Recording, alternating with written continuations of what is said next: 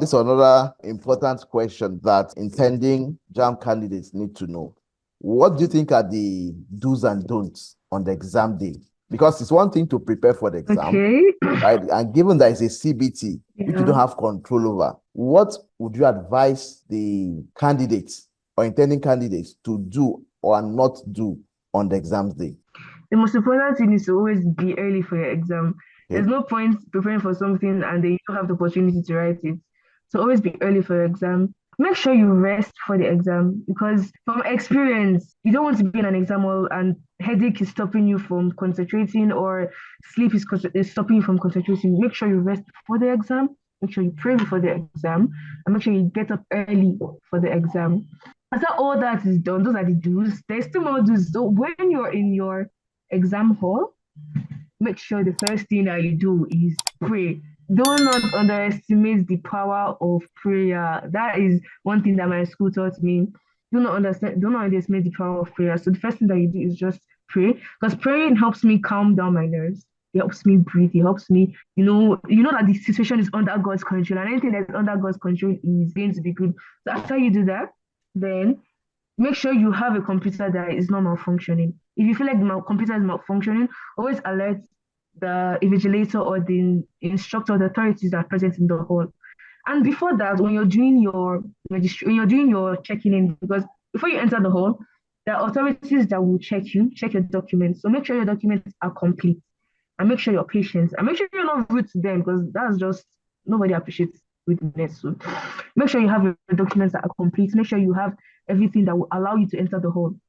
When you get there, check your computer. If you're sure it's not malfunctioning, then you're good to go. But make sure that if it's malfunctioning, you alert the authorities so that they'll do something about it.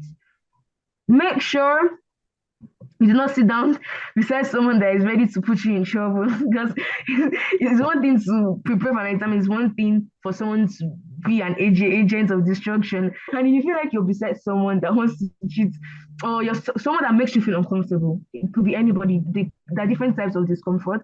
The discomfort could be someone who is asking you a question. The discomfort could be someone who is sneezing all the time. Anything that will distract you from the exam, get rid of it. If it's possible to ask the authorities to change your seat or something, make sure you can do it or something like that. But anything that will distract you or put you in trouble or make them cancel your paper or your CBT, get rid of it because it's really not worth it. It's not worth it. Then another thing is to focus. Always make sure that you're focused. Always make sure that you're taking the right answers. Always make sure that you are timing yourself. You're watching the time. Don't spend so much time on the question. I feel like every teacher has said this. Every teacher has said it, and it's really important. If you notice that time is going, don't spend too much time on the question. Make sure you answer as much questions as possible. And I think another important strategy is know your subject combination, meaning like your pattern. I always started with, was it English? Yeah, I always started with English to calm my nerves, and then I knew that I could finish it well and fast enough. Let me not say too fast. Then I went next to, was it physics or chemistry? Then I did math class because math was one of my biggest strengths, and I was a fast solver. So I knew that no matter the time, I would still finish. So I focused more on subjects that would make me critically think, and that was always chemistry and physics.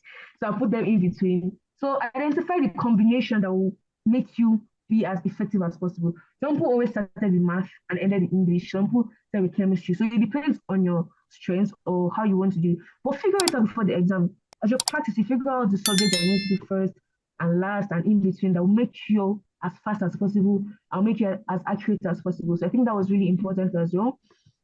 Then I think that's most of it. That's most of it. They just leave the rest to God. Make sure you study before the exam enough.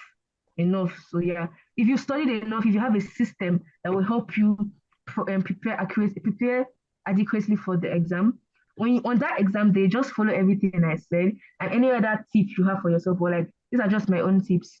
Just do every other thing, and I think after that everything should be fine. Yeah, you finish your exam and you'll be happy. By God's grace.